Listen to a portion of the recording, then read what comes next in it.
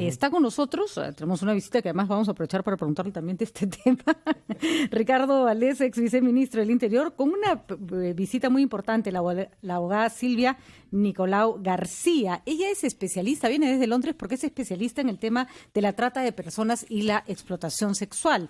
Y ha tenido ya algunos alcances importantes trabajando justamente ese tema para la protección que suelen ser las víctimas más vulnerables de migrantes en Europa. Así que vamos a empezar preguntándole, por supuesto, a la doctora Silvia un poco su presencia en Lima y la especialidad. Tenemos entendido que usted viene para un seminario, una capacitación justamente de nuestras autoridades judiciales. Gracias por estar con nosotros. Muy buenos días. Gracias, buenos días.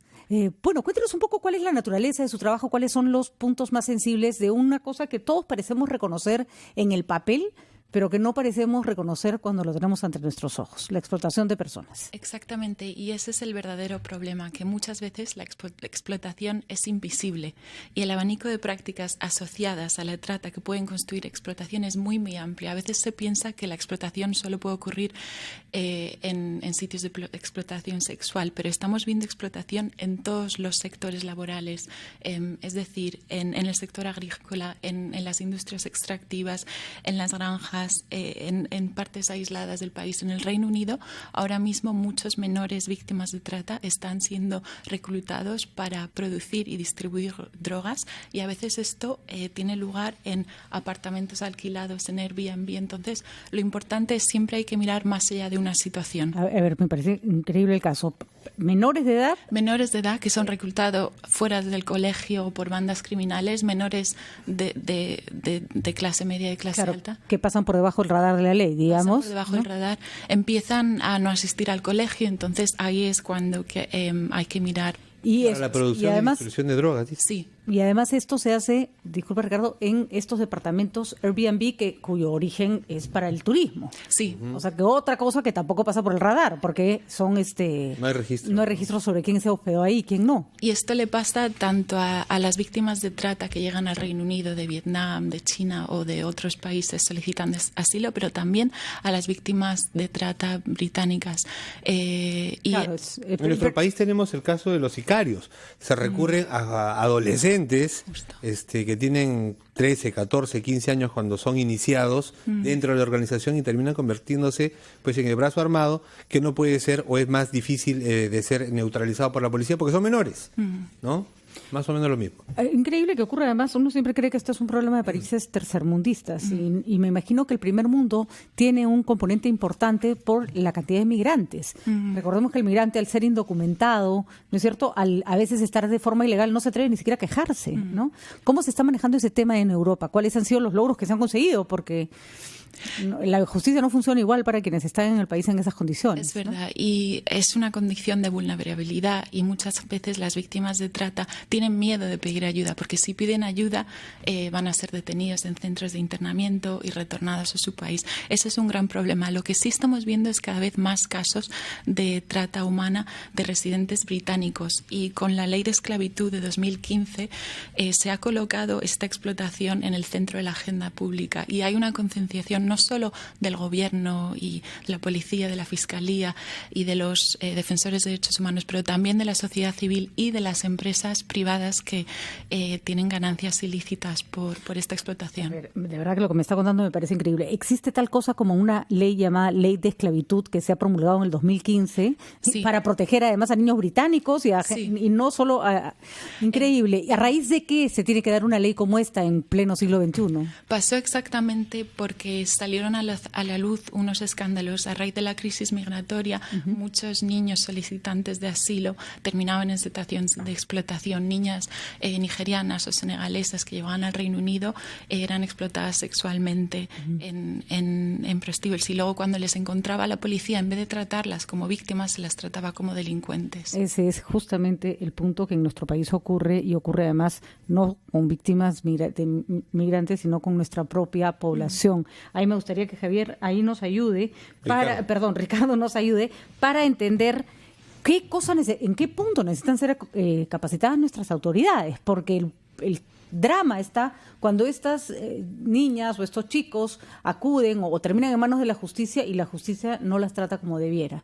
Ricardo, ¿cuáles son nuestros puntos ciegos más grandes, digamos? Bueno, ahí vamos, pero antes que nada quisiera agradecer a la Embajada Británica, que es la que nos ha permitido contar con Silvia Nicolau, que es una experta en estos temas, como ya han podido darse cuenta. Así es. Y también al Poder Judicial, eso está coorganizado con el Poder Judicial. Y precisamente este encuentro incluye también al Ministerio Público y a la Policía Nacional. Entonces creo que lo principal en estos 3 días que vamos a estar trabajando es justamente revisar todos los aspectos en donde nuestras autoridades piensan que deben profundizar sus conocimientos, su capacitación, y además van a haber momentos en estos 3 días donde también vamos a discutir aspectos fundamentales de la gestión pública, de la gestión de recursos, que suele ser uno de los aspectos que ya lo hemos visto en los últimos casos que la policía o el Ministerio Público suelen poner sobre la mesa. Me llama la atención mucho esto también que estaba comentando Silvia, y me trae a colación otros problemas que nosotros no estamos viendo. Hay trata de menores de edad también en el caso del Perú, y no puedo dejar de señalar que también hay un aspecto que no estamos viendo, y me refiero a los pioneritos en el caso del EBRAM, en el caso del Sendero Luminoso, en el tema de las masas, que es población ashánica que está esclavizada. Algunos continúan secuestrados todavía. Ricardo, por favor, te voy a pedir que nos esperes un momentito para terminar la idea. Tenemos que hacer una brevísima pausa. Claro que sí.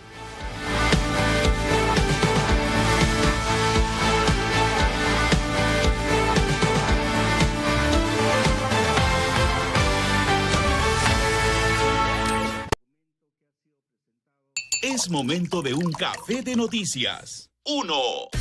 Abraham Peroso Borjas, alias Guasón, confesó que Rubén Matamoros Delgado fue asesinado porque no entregó el dinero recaudado por la venta de drogas. 2. Estudiantes de la Universidad Nacional Mayor de San Marcos tomaron el campus como protesta por la eventual culminación del bypass, esta obra vial en la avenida Venezuela. 3. El ex asesor presidencial Vladimiro Montesinos será interrogado por el fiscal José Domingo Pérez Gómez en el marco del caso Odebrecht. 4. Y tras someterlo a 132 días en prisión, el régimen de Nicolás Maduro excarceló al vicepresidente del Parlamento venezolano, el preso político, uno de los presos políticos más conocidos, Edgar Zambrano. 5. Y el Real Madrid recibe al Paris Saint-Germain en el Santiago Bernabéu por la primera fecha del grupo de la Champions League. ¡Qué buen café de noticias! RPP. Es momento de un café de noticias. Llegó gracias a Nuevo Cafetal Caracolillo, un regalo de la naturaleza a tu alcance. Cafetal, el café de verdad. Mauricio Fernandín, conductor de RPP. Agradecemos profundamente a todas esas mujeres que silenciosamente construyeron un espacio laboral y un mundo diferente del que gozamos todos. La conclusión del foro es agradecerle a esas mujeres valientes que siguen transformando el mundo y nos obligan a nosotros, los hombres, a dar la talla. Esta fue una de las conclusiones del segundo foro Mujeres de Cambio. Mujeres de Cambio es organizado por RPP con el apoyo de Coca-Cola y Arca Continental Linley. Yapu, concierto de colección. Única presentación en Lima, este 24 de septiembre en el Gran Teatro Nacional. Entradas a la venta en Teleticket de WOM y Metro. La banda británica que tanto esperaste ver, juntos nuevamente. King en Lima, 22 de noviembre, Parque de la Exposición. Entradas a la venta en Teleticket, auspicia Interbank.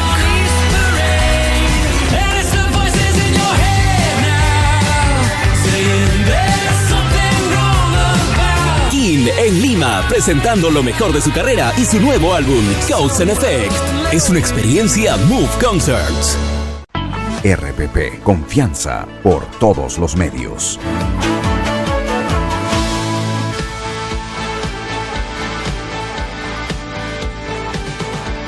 9 de la mañana con 19 minutos. Conversamos con Ricardo Valdés, ex viceministro del Interior, que ha venido acompañado además de Silvia Nicolau García, especialista en temas de trata de personas. Ricardo, estabas hablando de un tema importante, de aquellos casos de trata de personas que de pronto se nos están pasando, no los estamos mirando como debiéramos.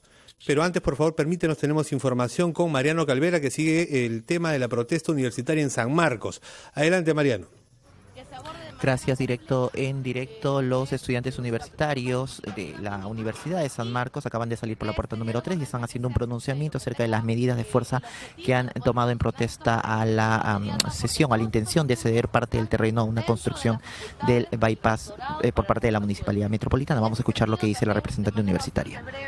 Denunciamos tanto las declaraciones del ministro del Interior como del propio rector Orestes Cachay con respecto a la afiliación política que tendrían los estudiantes organizados que han emprendido esta medida. Nosotros rechazamos la manera en que se ha querido estigmatizar a los estudiantes y también rechazamos la forma en la que la prensa tradicional ha cubierto la presente lucha de los estudiantes sanmarquinos, haciendo hincapié en lo que en realidad viene a ser una defensa de parte de los propios estudiantes a partir de la violencia brutal que ha cometido la Policía Nacional contra nuestro campus universitario, no un día, no 2 días, sino a lo largo de esta semana, reprimiendo estudiantes, ingresando bombas lacrimógenas y perdigones a nuestras instancias universitarias. Lo que nosotros estamos buscando es un diálogo sincero, en igualdad de condiciones, y en estos momentos nos encontramos en conversaciones para que justamente esto se dé. El rector Orestes Cachay acaba Mis compañeros van a seguir hablando y luego vamos a pasar a las preguntas.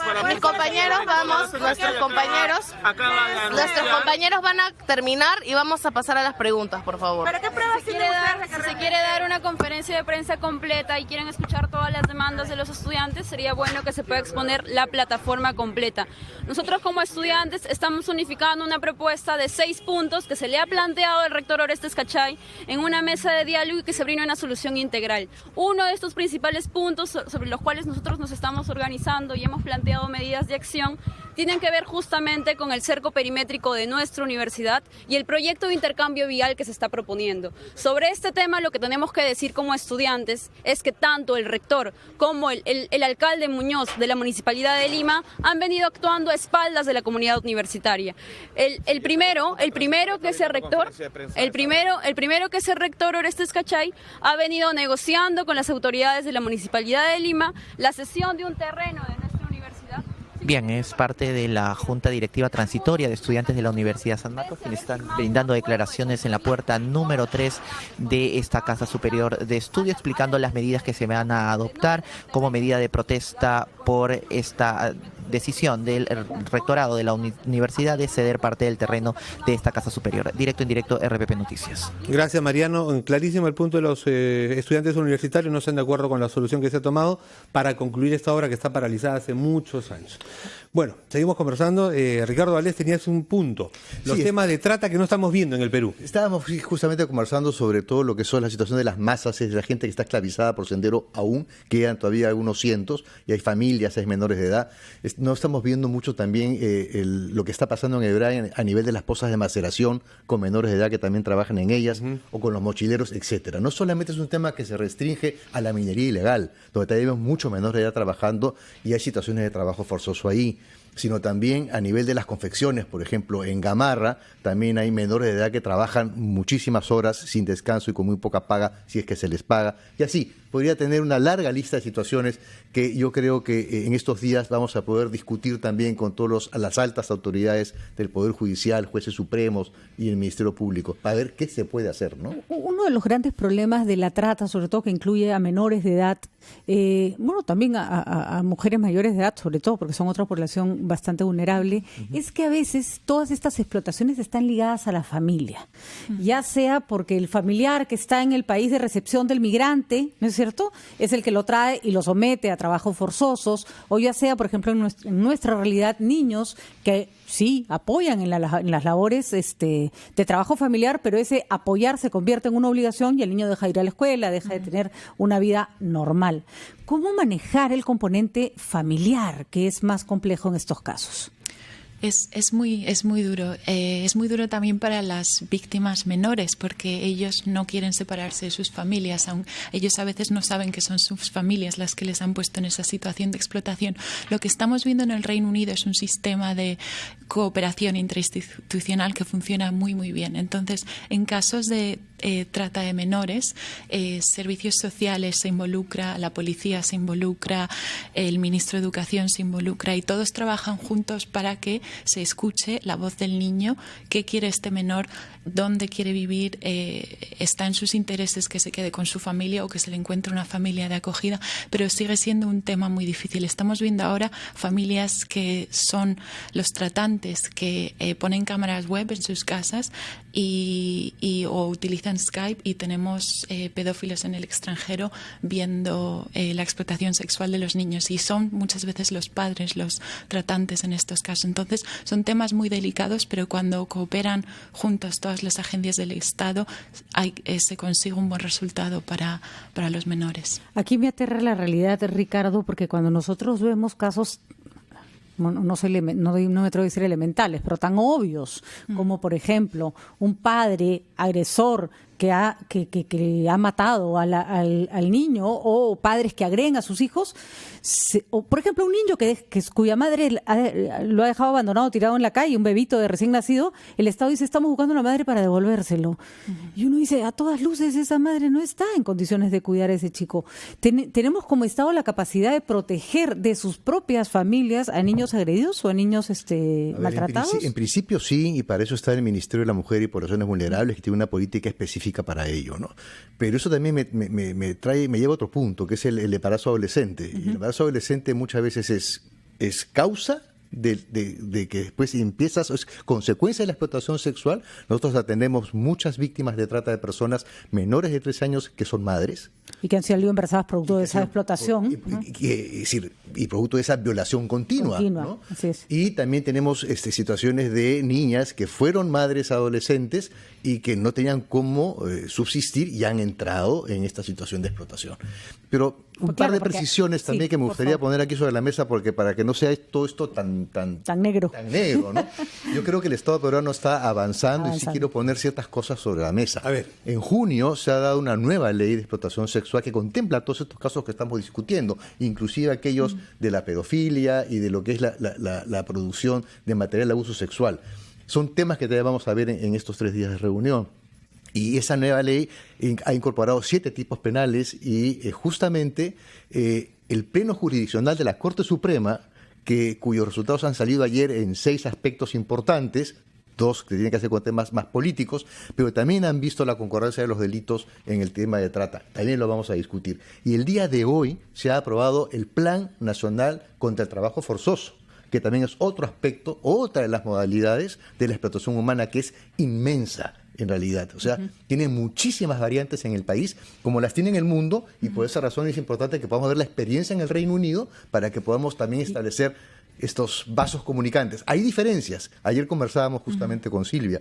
¿Qué es lo que prima en el Reino Unido? ¿Explotación sexual o laboral? ¿Trata interna o trata externa? Y tenemos diferencias con el Perú, pero creo que hay lecciones que podemos aprender. Claro, en el fondo, ¿no? El fondo siempre el mismo, ¿no es cierto? El maltrato y la explotación de un ser humano por otro. Y ojo, que cuando hablamos de trabajo forzoso, a veces la gente se imagina personas con grilletes amarradas. No es así. Los grilletes son invisibles en nuestro país, ¿no? Correcto. Una persona que tiene una empleada doméstica, por ejemplo, a la que no quiere darle ni un día de descanso, está haciendo un trabajo forzoso con un grillete. Claro, y eso y hay penas muy fuertes para eso, muy fuertes. Bueno, entonces empecemos.